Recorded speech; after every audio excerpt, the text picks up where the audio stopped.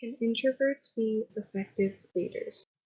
Before we can even begin to start looking at whether or not introverts can lead, we need to understand what introverts are. So what is an introvert? Most people would say that shy or quiet people are introverts. However, that is not always the case. An introvert is someone who gets energy from being alone with their thoughts. For example, have you ever needed alone or downtime before? Maybe a few minutes or even a few hours in a day? Everyone has. So does that mean we are all introverts? Not everyone is an introvert just because they want to have downtime.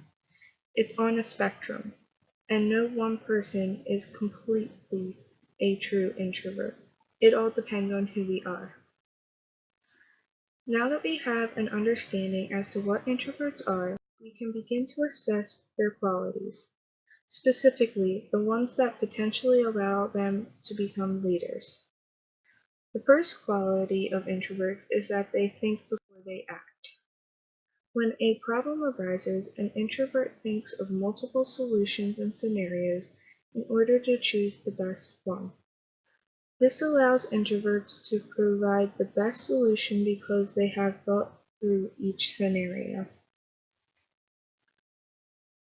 The second quality is that introverts inspire more out-of-the-box thinking by not always sharing their ideas right away. They allow their subordinates to do their own thinking. This allows more ideas and creativity to develop within a group, which in turn then leads to more collaboration of creative ideas. Another quality of introverts is that they are very analytical. An introvert's brain is dominant in focusing and thinking about one thing for a while. Therefore, they are able to focus longer and intensely research a problem in order to figure out a solution. Finally, introverts are detail-oriented people.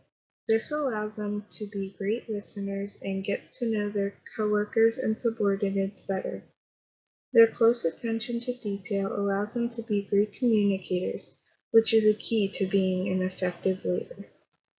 To give you a few examples of introverted leaders, I have named a few. The first is Bill Gates, the co-founder of Microsoft, who gets inspired when alone.